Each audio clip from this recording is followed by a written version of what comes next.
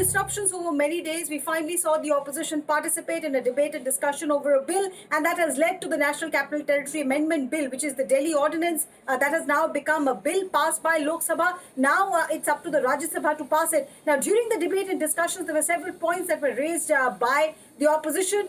Points raised by Supriya Sule, repeated by Shashi Tharoor, said that this bill is essentially giving the power to the selected over the elected, essentially saying you're giving more power to the bureaucrats over and above the power that the elected representatives of Delhi have. So that was criticism number one. Second, the word cooperative federalism was repeated time and again ad nauseum by the opposition leaders. They say that even though Prime Minister Modi talks about cooperative federalism, this bill shows that how little he cares about federalism. Third point that was made by opposition leaders is that the Supreme Court itself had negated what the centre is trying to do. Now, all of this were countered by Union Home Minister Amit Shah. He started off by saying that the Supreme Court judgment itself has allowed the government of India to come in and come up with a legislation, and that is the legislation that Home Minister has come up with. His response was also political in nature. He attacked the opposition for saying that for so many days, you said that because Manipur was boiling and the Prime Minister was not speaking on Manipur, we would not allow the House to function. So what has changed now? Because on Manipur, the discussion is still pending. Essentially, the allegation being made by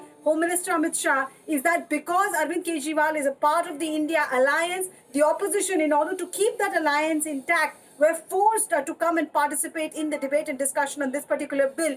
What Home Minister also alleged was that, Delhi, which is being referred to as a state, was never a state, that it was always a special case. It's a union territory with a legislature, and the centre does have the power to come up with rules and control the services there. Arvind Kejriwal, the Chief Minister of Delhi, has attacked the Home Minister on this. He said that if you go through the manifesto of Bharatiya Janata Party, year after year in its manifesto, BJP has promised to make Delhi a full state. So now, as per Arvind Kejriwal, Prime Minister Modi's government, Union Home Minister Amit Shah and the Home Ministry has quote-unquote backstabbed people of Delhi. They should not be trusted, is what Kejriwal said.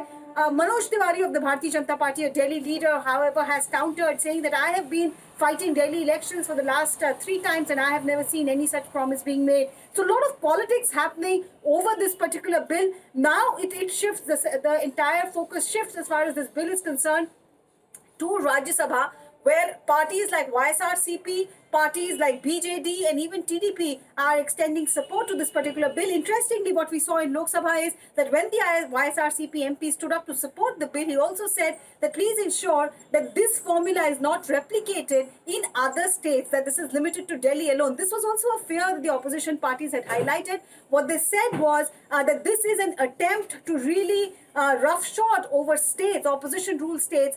They said that, like to quote Shashi Tharoor, what you said was that where you stand depends upon where you sit. Essentially saying that BJP ruled states will have it easy, but the opposition ruled state will continue to face pressure tactics from the government, and that is something on those lines was reflected by YSRCP also, which actually has come up in support of this bill, which has announced its support. So in Rajya Sabha also, the numbers are firmly stacked in favor of the government. There should be no problem there, and the government will manage to sail through with this bill. And it is very clear that the challenge, if Aam Aadmi Party wants to mount a challenge, it has to be legal. Politically, they tried. Their sole Lok Sabha MP, the MP from Jalandhar, Sushil Kumar Rinku, ended up tearing papers and throwing it at the chair at the end of the discussion when the bill was getting passed. After Sanjay Singh, he has become the second Aam Aadmi Party MP to get suspended for the entire remaining duration of the monsoon session. The opposition also walked out. So it's very clear as far as the numbers go, the government is managing to hold its flock together, and this bill is all set to become an act.